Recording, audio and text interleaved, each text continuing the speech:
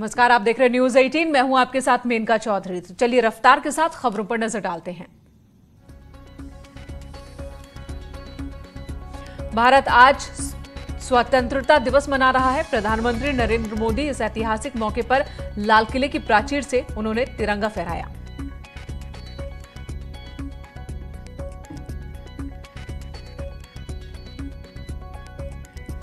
प्रधानमंत्री नरेंद्र मोदी ने 7वीं बार तिरंगा फहराया है लाल किले की प्राचीर से, और ऐसा करने के साथ ही उन्होंने एक रिकॉर्ड भी बनाया।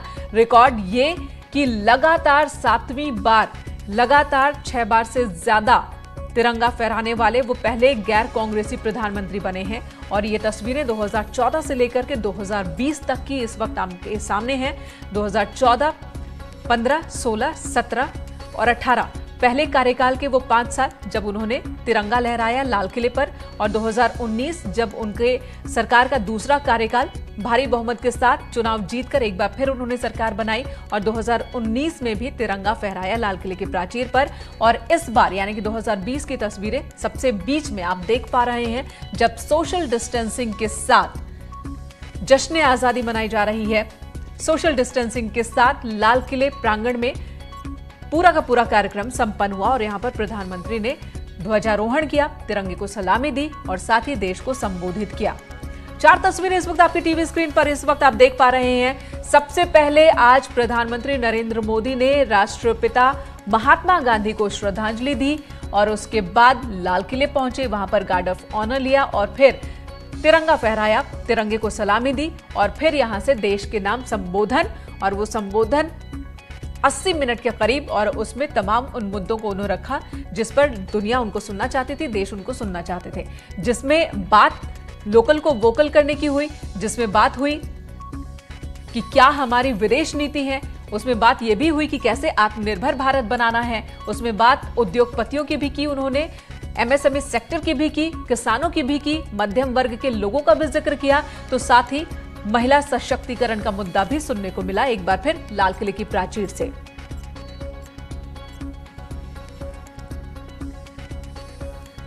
तो ये 4 तस्वीरें और हम आपको दिखा रहे हैं, जहां पर लखनऊ की तस्वीर भी आप देख रहे हैं। सीएम योगी आदित्यनाथ ने यहां पर ध्वजारोहण किया।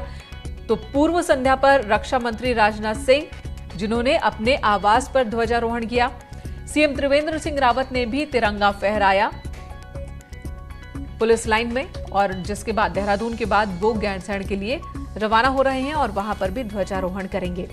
तो ये 4 तस्वीरें हम आपको दिल्ली से लखनऊ, लखनऊ से देहरादून तक की दिखा रहे हैं कि किस तरीके से जश्न आजादी इस वक्त पूरे देश में। चलिए आपको बहराइच लिए चलते हैं और दिखाते हैं कि वहां पर बाढ़ के बीच आजादी का जश्न कैसे मनाया जा रहा है। बौंडी थाने में जल जमाव के बीच पुलिसकर्मियों ने ध्वजारोहण किया। इस दौरान पुलिसकर्मियों को का जोश दिखाई दिया। इन तस्वीरों में देखिए, थाने में 2 फीट तक पानी जमा है और इसी पानी में खड़े होकर के बकायदा ध्वजारोहण, झंडे को सलामी दी गई। 74वीं वर्षगांठ के मौके पर हर्षोल्लास की तस्वीर इस वक्त आप देख रहे हैं। ये बहराइच की तस्वीर आप देख रहे हैं। घाघरा नदी में उफान होने की वजह से बहराइच में बाढ़ आई हुई है, लेकिन इसी बीच जश्न की ये तस्वीर भी देखिए। शहीदों की शहादत को पूरा देश याद कर रहा है आज।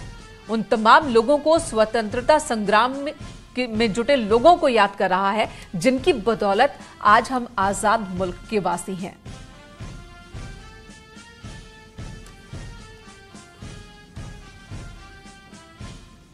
और अब आपको कानपुर लिए चलते हैं। कानपुर की तस्वीर भी दिखाते हैं कि वहां किस तरह से पुलिस लाइन में स्वतंत्रता दिवस के मौके पर हर्षोल्लास के साथ यहां पर भी ध्वजारोहण किया गया। डीआईजी प्रीतिंदर सिंह ने ध्वजारोहण किया। इस दौरान उत्कृष्ट काम करने वाले पुलिसकर्मियों का सम्मान भी किया गया। कई जगहों पर कोरोना योद्धाओं का भी सम्मान किया गया। तो इस बार की तस्वीर, इस बार इंडिपेंडेंस डे की जो तस्वीरें हैं, जो जश्न है, जो माहौल है, वो पिछली बार की तुलना में थोड़ी अलग नजर आ रही है। और इसकी वजह ये मास्क और सोशल डिस्टेंसिंग का जो नियम है वो।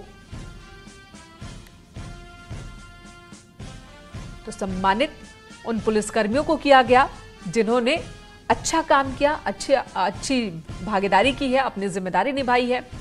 कई जगहों पर कोरोना योद्धाओं को भी इसी तरह से सम्मानित किया गया।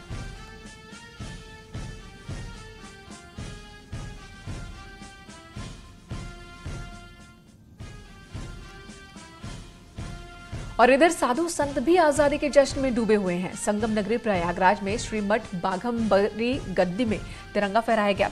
अखिल भारतीय अखाड़ा परिषद के अध्यक्ष महंत नरेंद्र गिरी के मठ पर उनके शिष्य आनंद गिरी ने ध्वजारोहण किया है। देखिए जरा ये तस्वीर हम आपको दिखा रहे हैं। इस दौरान साधु संतों ने राष्ट्रगान भी गाया।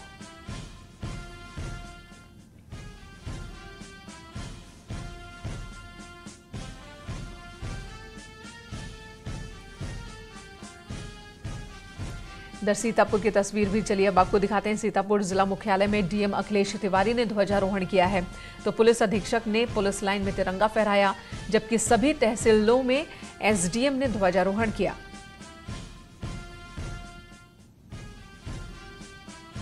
तो हर शहर, हर जिले के मुख्य इमारतों पर ध्वजारोहण आज स्वतंत्रता दिवस के मौके पर, और इस मौके पर लोगों ने झंडे को सलामी दी और साथ ही शहीदों को याद करते हुए अपने कर्तव्यों को दोहराया। शपथ ली गई कि वो भारत के विकास के लिए और भारत के प्रति अपनी जिम्मेदारी को बखूबी निभाते रहेंगे। उधर बलरामपुर के जिला मुख्यालय में डीएम कृष्णा करुणेश ने तिरंगा फहराया।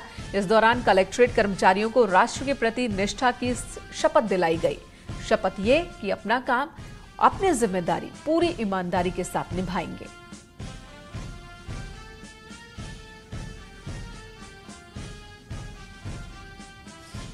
उधर वाराणसी में 15 अगस्त के मौके पर यानी कि आज के खास मौके पर कोरोना वॉरियर्स को सम्मानित किया गया। ध्वजारोहण का सम्मान कोरोना वॉरियर्स को दिया गया। कोरोना योद्धा अनुराधा राय ने वाराणसी कमिश्नरी में तिरंगा लहराया। इस दौरान उन्हें सीनियर आईएएस की तरह प्रोटोकॉल मिला। दीनदयाल हॉस्पिटल की संविदा नर्स अनुराधा राय को कोरोना काल में ड्यूटी के लिए यह सम्मान दिया गया। बहुत ही खास ये तस्वीर इस वक्त जो आप देख रहे हैं वाराणसी की तस्वीर है। आपको पहली नजर में लगेगा कि 15 अगस्त के मौके पर, स्वतंत्रता दिवस के मौके पर फ्लैग होस्टिंग हो रही है, तो इसमें खास क्या है? खास ये कि यहाँ पर कोरोना वॉरियर को सम्मानित करते हुए ध्वजारोहण का सम्मान उन्हें दिया गया, ध्वजारोहण का मौका उन्हें दिया गया।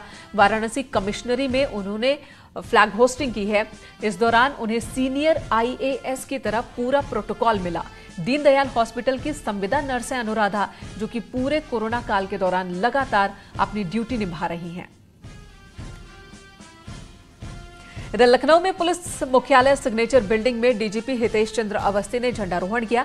इस दौरान डीजीपी ने पुलिसकर्मियों को सम्मानित भी किया। ऐसा पहली बार है जब 3000 से ज्यादा पुलिसकर्मियों को सम्मानित किया गया। डीजीपी ने कोविड की ड्यूटी में अपनी जान बलिदान करने वाले पुलिसकर्मियों को भी नमन किया। वहीं ताजनगरी आगरा में भी सोशल डिस्टेंसिंग के बीच आजादी का जश्न मनाया गया। कलेक्ट्रेट परिसर में डीएम आगरा प्रभु नारायण सिंह ने ध्वजारोहण किया, तो SSP office, SN medical college समेत सभी स्थानों पर कोरोना काल के नियमों का पालन करते हुए आजादी का पर्व मनाया गया।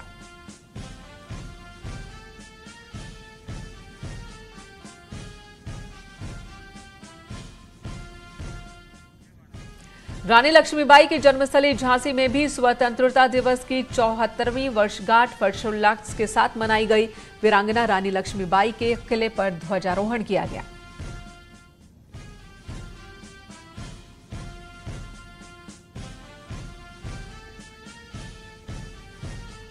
उधर लद्दाख में भी बहुत ही खूबसूरत तस्वीर देखने को मिली। यहां पर आईटीबीपी के जवानों की तस्वीर देखिए, जिन्होंने लद्दाख में 17,000 फीट की ऊंचाई पर तिरंगा फहराया। चीन से सटे सीमा पर आजादी का जश्न हर्षोल्लास के साथ मनाया गया।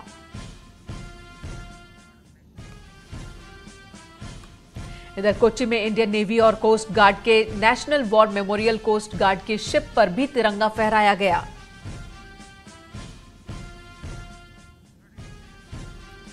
कोच्चि की यह तस्वीर, जश्न आजादी की यह तस्वीर, जहां पर नेशनल कोस्ट गार्ड के national war memorial coast guard की शिप पर तिरंगा लहराते आप देख रहे हैं।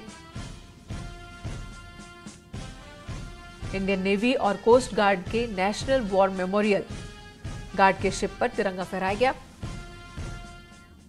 और इस वक्त हमारे सहयोगी श्याम कानपुर से हमारे साथ जुड़ चुके हैं। श्याम, कानपुर में आप कहाँ मौजूद हैं इस वक्त? आपके पीछे कुछ लोग भी नजर आ रहे हैं। जश्न आज़ादी किस तरह से यहाँ पर सेलिब्रेट की जा रही है? देखिए, कानपुर का ये परेड चौराहा है और यहाँ पर भी झंडारोहण किया गया है। आपको बता दें कि कानपुर में जो जश्न आज़ादी है उसको परंपरागत तरीके से मनाया गया है। हालांकि कोरोना काल की वजह से तमाम पाबंदियां रहीं, जिसके चलते लोगों ने सोशल डिस्टेंसिंग का पालन किया और मास्क लगा करके सेलिब्रेशन में शामिल हुए। उस तरीके से भीड़ तो नहीं इकट्ठा हुई, लेकिन जिस तरीके से परंपरागत तरीके से हर साल स्वतंत्रता दिवस यहाँ पर मनाया जाता रहा, उसी तरीके से इस साल ही मनाया गया। हमारे साथ तमाम लोग मौजूद हैं जो इस समारोह में शामिल हुए हैं। ये बताइए, आज किस तरीके से आप लोगों ने स्वतंत्रता दिवस मनाया है, किस तरीके से जश्न का? आज हम लोगों ने स्वतंत्रता दिवस जो इस साल के पूर्व हम लोग बड़े धूमधाम से मनाते थे, मगर कोरोना की बीमारी के कारण आज हम लोगों ने बहुत साधारण तरीके से और हम लोग झंडारोहण किया। कम तादाद में लोग इकट्ठा हुए और दूरियां बना करके हम लोगों ने इस देश के पूर्ण त्यौहार को मनाने का काम किया है। इसी तरह पूरे शहर में ही यहाँ के आम नागरिकों ने बहुत ध्यान में रख करके उसका जो सरकारी क्रांतिकारियों की धरती कही जाती है कानपुर। यहाँ पर तमाम क्रांतिकारी हुए जिन्होंने स्वतंत्रता आंदोलन में हिस्सा लिया। आज किस तरीके से सेलिब्रेट किया आप लोगों ने स्वतंत्रता दिवस को? सबसे पहले तो मैं इस देश को 74वें स्वतंत्रता दिवस की बधाई देता हूं और मैं इस देश के जवानों को नमन करता हूं और उनकी माओं को प्रणाम करता हूं कि उन्होंने हंसते हंसते इस देश के जवानों को अपने हंसते हंसते प्राणों की आहुति देने के लिए सरहद पर भेज दिया। आज हम लोगों ने कोरोना काल को देखते हुए बहुत ही कम भीड़ के साथ और सोशल डिस्टेंसिंग का पालन करते हुए, मास्क वगैरह सैनिटाइजर का इस्तेमाल करते हुए, सोशल डिस्टेंसिंग को बिल्कुल फॉलो करते हुए और सरकार की गाइडलाइन को देते हुए इस स्वतंत्रता दिवस को मनाया। जी श्याम, अब पूरा देश जो है वो स्वतंत्रता सेनानियों को याद कर रहा है, शहीदों को याद कर रहा है और यहाँ इन्होंने शहादत देने वाले जवानों के माता पिता को भी याद किया। वाकई ये बहुत मतलब छू लेने वाली बात है, दिल को छू लेने वाली बात है। और वाकई में वो तमाम माताएं जो हैं वो भी इसी तरीके से नमन की हकदार हैं। और आप बने रहे हमारे साथ, अगली खबर का रुख करते हैं। यूपी की सबसे पहली तस्वीर मेरठ की दिखाते हैं। एक और तस्वीर आ रही है, मेरठ की तस्वीर, जहां पर मदरसे में आजादी के जश्न के दौरान वेदों का उच्चारण हुआ।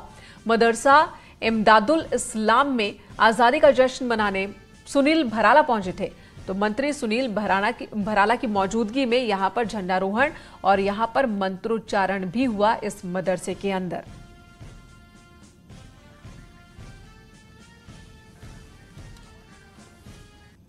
शुक्रवार को आजमगढ़ में ग्राम प्रधान की गोली मारकर हत्या के बाद बवाल मच गया। गुस्साए गांव वालों ने पुलिस थाने को घेर कर तोड़फोड़ की और पुलिस पर पथराव भी किया, जिसके बाद मौके पर पहुंचे पुलिस बल ने लाठीचार्ज कर दिया, जिसकी वजह से भगदड़ मच गई यहां पर। और इस दौरान कई वाहन भी इसकी चपेट में आए और एक वाहन की चपेट में आकर एक किशोर की मौत हो गई।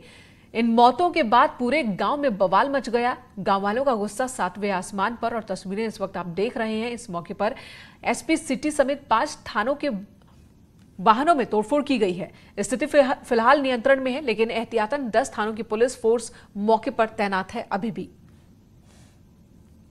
आजमगढ़ की तस्वीर, बीती रात की तस्वीर दिखा रहे हैं, जहां पर ग्राम प्रधान की हत्या और उस मामले के बाद बवाल होता है और इस हंगामे में एक युवक की मौत हो जाती है, जिसके बाद लोगों का गुस्सा, ग्रामीणों का गुस्सा और ज्यादा बढ़ जाता है और फिर कई गाड़ियों में तोड़फोड़ इन्होंने की, कई थानों में आग लगाई।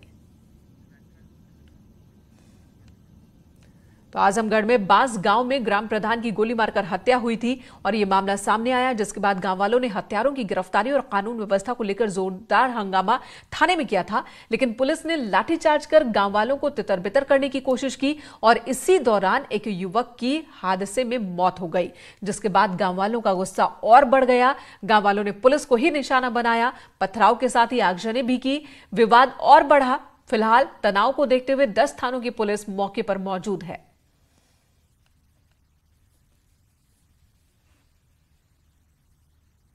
FIR आनी बाकी है, लेकिन 4-5 लोगों के नाम पता चले हैं। हमारी 4 टीमें काम कर रही हैं उस पर, उससे गिरफ्तार हो जाएंगे जिनके नाम पते आ रहे हैं। लड़का एक्सीडेंट में, भगदड़ में लड़के की मौत है। इस बात की भी हम जांच कर रहे हैं कि उस लड़के की मौत कैसे हुई है। हाँ, पुलिस की 2 मोटरसाइकिल, जब पुलिस आ रही थी तो जो पथराव हुआ था तो उसी में 2 मोटरसाइकिलें उन लोगों ने जला दी। कुछ पुलिसकर्मियों की भी लापरवाही सामने आई है, क्या कार्रवाई की जा रही है? इसमें इंस्पेक्टर को और जो चौकी इंचार्ज है उसको हम लोग सस्पेंड कर रहे हैं। अभिषेक हमारे सहयोगी आजमगढ़ से इस वक्त फोन लाइन पर मौजूद हैं। अभिषेक, इस वक्त मौके की स्थिति क्या है? तनाव अब भी बरकरार है या कुछ चीजें बदली हैं? जी मेनका, बिल्कुल आपको बता दें, इस वक्त की सबसे बड़ी खबर न्यूज 18 अपने दर्शकों को बताने जा रहा है। आजमगढ़ के एसपी प्रोफेसर त्रिवेणी सिंह ने फरार हत्यारोपियों के ऊपर 25-25 हजार रुपए का इनाम घोषित कर दिया है। साथ ही साथ उन हत्यारोपियों के खिलाफ गैंगस्टर एक्ट और एनएसए के तहत कार्रवाई की जाएगी। तो ये साफ हो चुके हैं। न्यूज 18 के कल खबर दिखाए जाने के बाद सीएम संज्ञान में लेते हैं, फटकार लगाते हैं यहाँ के अधिकारियों को, जिसके बाद यहाँ के इंस्पेक्टर तरवा और चौकी इंचार्ज बुगरिया को सस्पेंड कर दिया जाता। तो अभी के जो हालात है वहां पर कल देर रात 100 किसी तरीके से पुलिस ने अपने कब्जे में लिया। आज पोस्टमार्टम करा दिया गया है। 100 का अंतिम संस्कार कराने का पुलिस बंदोबस्त कर रही है। वहां अभी भी मौके पर डीएम, एसपी, 7-10 थानों के पुलिस वहां पर मुस्तैद है। एहतियातन वहां पर हर तरीके की कंडीशन को देखते हुए वहां पर फोर्स तैनात कर दिए गए हैं। अभी जो है वहां पर, यानी अभिषेक, लोगों का गुस्सा अभी बरकरार है। पुलिस फोर्स और प्रशासन की मौजूदगी की वजह से लोग शांत हैं, लेकिन गुस्सा बरकरार है।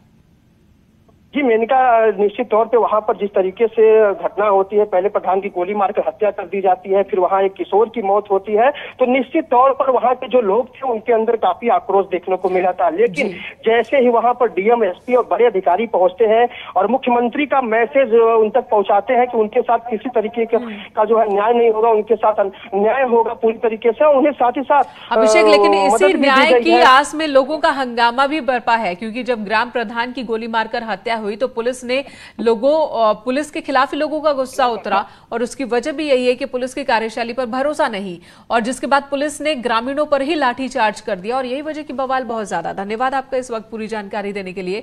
इधर सीएम ने भी इस मामले में सख्त रुख अपनाया, दोषियों के खिलाफ सख्त से सख्त कार्रवाई की बात कही। सीएम ने पीड़ित परिवारों को 5-5 लाख के मुआवजे का भी ऐलान किया। साथ ही SC/ST एक्ट के तहत भी प्रधान के परिजनों को अलग से 8.5 लाख रुपए दिए जाएंगे। सीएम ने भरोसा दिया है कि पीड़ित परिवारों की हर संभव मदद होगी।